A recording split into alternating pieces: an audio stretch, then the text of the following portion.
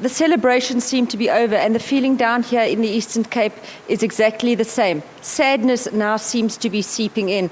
We've had the period where everyone seemed to be celebrating his life, although it was decidedly quieter here in the Eastern Cape in opposed to the rest of the country where people were celebrating his life. But now there is a distinct sadness, and the fact that the rain here sort of aggravates it, and it's still and cold and very somber.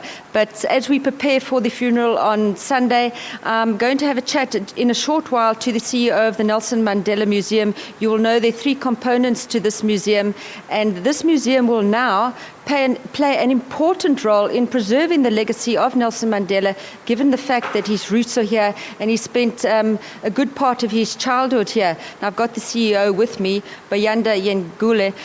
Bayanda, thanks for joining us this morning.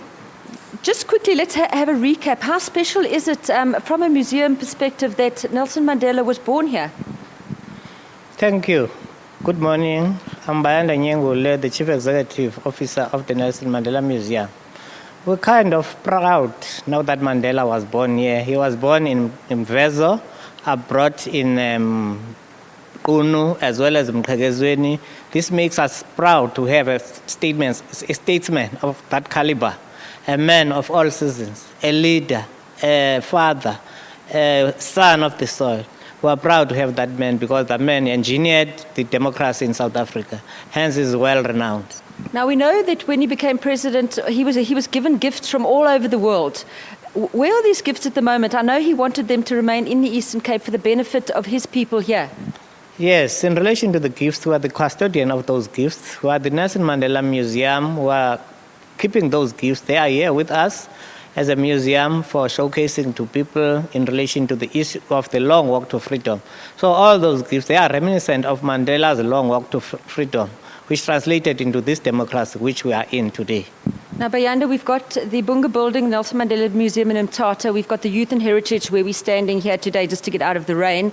And then there's Mvezo, the Open Air Museum. But let's talk a little bit about Mqhekezweni, where he spent some of his teenage years, but it doesn't seem to be really on the museum map. Are there plans for that in the future? Thank you, madam. Yes, there are plans for that in the future. Mqhekezweni will be sooner in the map. As late as last year, October, there's a program called Legends of Eastern Cape. That project was launched by the Premier of Eastern Cape, and that project was launched at Mqhekezweni. Those are the elementary steps of trying to put Mqhekezweni in the map. With no time, Mqhekezweni will be part and parcel of the bigger Nelson Mandela Museum, which is composed of 3 sites: Bunga in town, Mvezo, his birthplace, and Kunu, where he was abroad by his parents. Now, the museum played an important role while he was alive. I should imagine that now that he's passed on, that the role that the museum has is going to be extremely significant. Yes. The role that we have to play is extremely significant because Mandela has a special place in the world. Mandela has got a special reputation, a special legacy that he has created in the world. So as the museum, we have to keep that legacy at those levels or move it to greater heights. So that's the daunting task that we are having as the museum.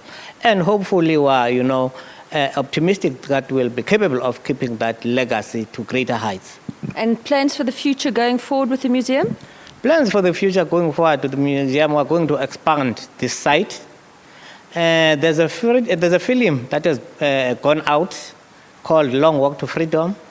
All the sets in which that film was developed and what have you in Cape Town have been donated to.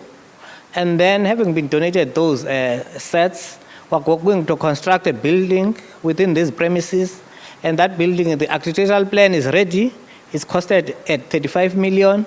Now we're fundraising so that we can harbor those film sets, thus growing this museum to greater heights.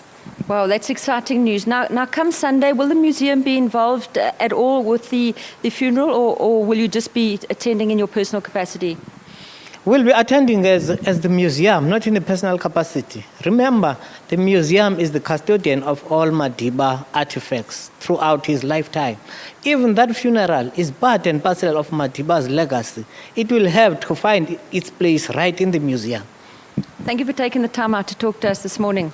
We'll be updating you during the course of the morning as to how things unfold and the developments here in Kunu in preparation for that very big day on Sunday. From us in Kunu, it's back to you in Johannesburg.